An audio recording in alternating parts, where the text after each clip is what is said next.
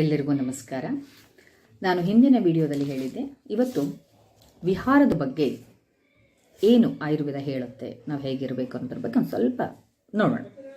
ನೋಡಿ, ಇತ್ತಿತ್ತಲಾಗಿ ಸಮಾಜದಲ್ಲಿ ಇರುವಂಥದ್ದು ಒಂದು ಏನು ಅಂದರೆ ಅವೇರ್ನೆಸ್. ನಾವು ಫಿಸಿಕಲಿ ಫಿಟ್ ಆಗಿರಬೇಕು, ಮೆಂಟಲಿ ಫಿಟ್ ಆಗಿರಬೇಕು ಅನ್ನೋದು ಬಹಳ ಕಡಿಮೆ ಜನರು ವಿಚಾರ ಮಾಡ್ತಾರೆ. ಫಿಸಿಕಲಿ ಫಿಟ್ ಆಗಿರಬೇಕು.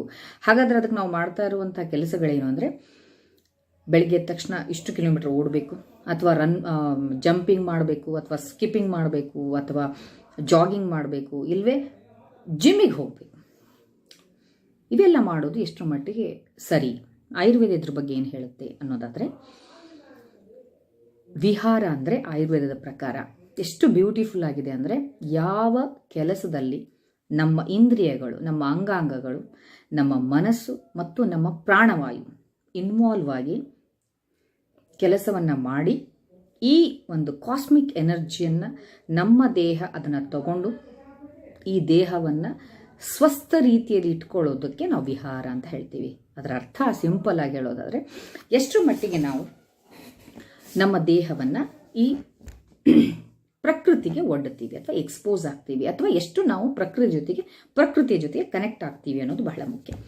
ನೋಡಿ, ನಾವು ಎಷ್ಟರ ಮಟ್ಟಿಗೆ ಪೃಥ್ವಿ ತತ್ವದ ಜೊತೆಗೆ ಕನೆಕ್ಟ್ ಆಗ್ತೀವಿ ಅಂದರೆ ಮಣ್ಣಿನಲ್ಲಿ ಕೆಲಸವನ್ನು ಮಾಡ್ತೀವಿ. ಸುಮಾರು ಜನರನ್ನ ನಾನು ನೋಡಿದ್ದೀನಿ, ಗಿಡಗಳನ್ನ ನೆಡಬೇಕಾದ್ರೆಲ್ಲ ಕೈಗಳಲ್ಲಿ ಗ್ಲೌಸ್ ಹಾಕ್ಕೊಳ್ತಾರೆ, which is really bad thing. ಆ ಮಣ್ಣು ಹತ್ತಬೇಕು ಕೈಗೆ, ಮಣ್ಣುಗಳಲ್ಲೇ ನಾವು ಕೆಲಸವನ್ನು ಮಾಡಿ ಗಿಡಗಳನ್ನು ನೆಡಬೇಕು, ಆಮೇಲೆ ಕೈಗಳನ್ನು ವಾಶ್ ಮಾಡ್ಕೊಳ್ಬೇಕು. ಅದು ಬಿಟ್ಟು ಗ್ಲೌಸ್ ಎಲ್ಲ ಹಾಕ್ಕೊಂಡು ಅಲ್ಲ. ಪೃಥ್ವಿ ತತ್ವ ಜೊತೆಗೆ ನಾವು ಕಾಂಟ್ಯಾಕ್ಟಲ್ಲಿ ಇರಬೇಕು. ಎಷ್ಟರ ಮಟ್ಟಿಗೆ ನಾವು ಜಲತತ್ವದ ಜೊತೆಗೆ ಅಂದರೆ ನೀರಿನಲ್ಲಿ ನಮ್ಮ ದೇಹವನ್ನು ನಾವು ಎಕ್ಸ್ಪೋಸ್ ಮಾಡ್ತೀವಿ, ಎಷ್ಟರ ಮಟ್ಟಿಗೆ ನಾವು ತೇಜೋ ತತ್ವದ ಜೊತೆಗೆ ಅಂದರೆ ಸೂರ್ಯನ ಬಿಸಿಲಿಗೆ ಎಕ್ಸ್ಪೋಸ್ ಆಗ್ತೀವಿ ಅನ್ನೋದು ಬಹಳ ಮುಖ್ಯ.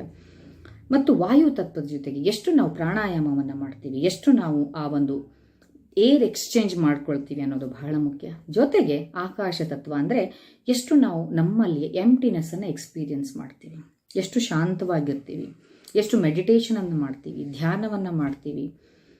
ಇವು ಎಲ್ಲ ವಿಹಾರದಲ್ಲಿ ಬರ್ತದೆ ಎಕ್ಸಾಕ್ಟ್ಲಿ. ಮತ್ತು ಈ ಒಂದು ಆಯುರ್ವೇದ ಒಂದು ಕಾನ್ಸೆಪ್ಟ್ ಏನು ಹೇಳೋದು ಅಂದರೆ, ಪಿಂಡಾಂಡಮೇವ ಬ್ರಹ್ಮಾಂಡಂ ಅಂತ ಹೇಳ್ತೀವಿ. ಅಂದರೆ ಈ ಪಿಂಡದಲ್ಲಿ ಇರುವಂಥದ್ದೇ ಬ್ರಹ್ಮಾಂಡದಲ್ಲಿದೆ, ಆ ಬ್ರಹ್ಮಾಂಡದಲ್ಲಿರೋದೇ ಪಿಂಡದಲ್ಲಿದೆ. ಅರ್ಥ, ಇಲ್ಲಿರುವಂಥ ಪಂಚಮಹಾಭೂತಗಳೇ ಹೊರಗಡೆ ಇರೋದು, ಹೊರಗಡೆ ಇರುವಂಥ ಪಂಚಮಹಾಭೂತಗಳೇ ಒಳಗಡೆ ಇರುವಂಥದ್ದು. ಅದು ಬೇರೆ ಬೇರೆ ಒಂದು ಪ್ರಮಾಣಗಳಲ್ಲಿ. ಇಲ್ಲಿ ಆಗುವಂಥ ಇಂಬ್ಯಾಲೆನ್ಸನ್ನು ನಾವು ಸರಿ ಮಾಡ್ಕೊಳ್ಬೇಕಾದ್ರೆ ಆ ಹೊರಗಡೆ ಈ ಪ್ರಪಂಚದಲ್ಲಿ ಅಥವಾ ಈ ಪ್ರಕೃತಿಯಲ್ಲಿರುವಂಥ ಪಂಚಮಹಾಭೂತಗಳ ಜೊತೆಗೆ ನಾವು ಕಾಂಟ್ಯಾಕ್ಟಲ್ಲಿ ಬರಬೇಕು, ಕನೆಕ್ಟಿವಿಟಿಯನ್ನು ಸಾಧಿಸ್ಕೊಳ್ಬೇಕು. ಆವಾಗ ತಾನೇ ಬ್ಯಾಲೆನ್ಸ್ ಆಗುತ್ತೆ. ಬಟ್ ಇದನ್ನ ಎಷ್ಟು ಜನ ನಾವು ಮಾಡ್ತಾ ಇದ್ದೀವಿ? It is very very worth thinking ಮಾಡಬೇಕು. ಅದರ ಜೊತೆಗೆ ಇನ್ನೊಂದು, ಇವೆಲ್ಲವುಗಳ ಜೊತೆಗೆ ಈ ಎಕ್ಸಸೈಸ್ಗಳಲ್ಲಿ ಎರಡು ರೀತಿಯಾದಂಥ ಬರ್ತದೆ. ಒಂದು ಮಾಡ್ರೇಟ್ ಎಕ್ಸಸೈಸಸ್, ಇನ್ನೊಂದು ಸ್ಟ್ರೇನಿಯಸ್ ಎಕ್ಸಸೈಸಸ್ ಅಂತ ಹೇಳ್ತೀವಿ. ಆ ಮಾಡ್ರೇಟ್ ಎಕ್ಸಸೈಸಲ್ಲಿ ಏನು ಬರ್ತದಂದರೆ, ಸಾಮಾನ್ಯವಾಗಿ ನಾವು ಮಾಡುವಂಥ ಪ್ರತಿಯೊಂದು ಹೌಸ್ ಹೋಲ್ಡ್ ವರ್ಕ್ಸ್ ಮತ್ತು ಯೋಗಾಸನಗಳು.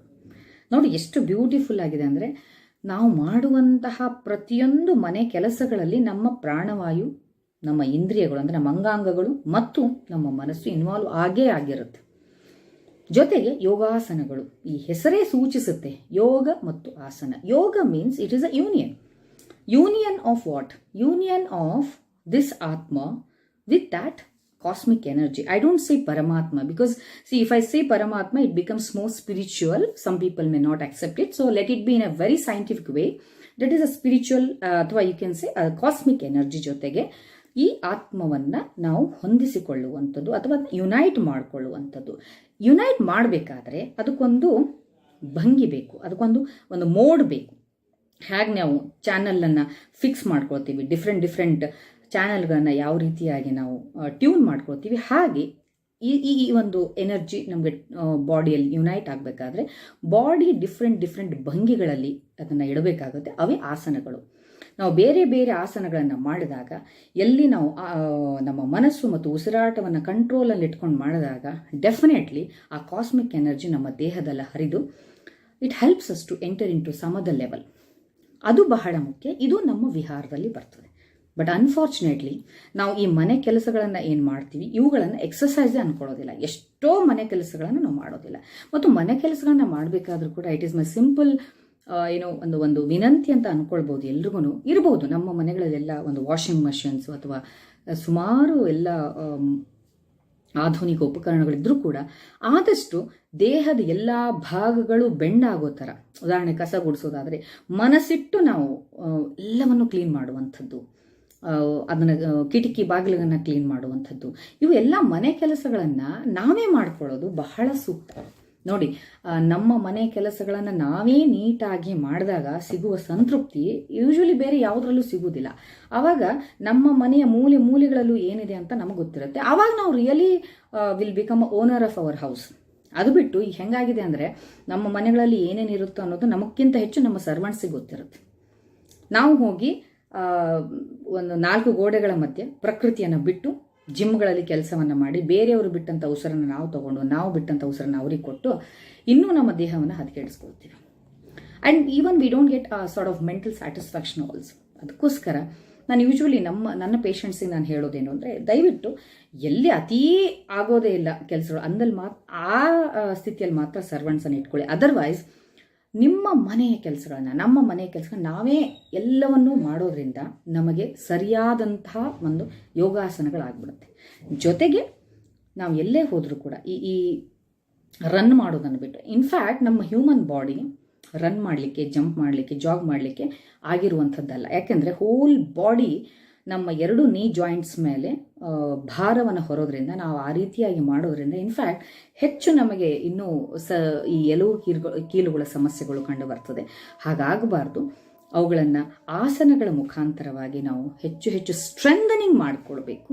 ಇದರ ಬಗ್ಗೆ ಮತ್ತೆ ಮುಂದೆ ಡಿಸ್ಕಸ್ ಮಾಡೋಣ. ಅಲ್ಲಿಯವರೆಗೂ ನಮಸ್ಕಾರ.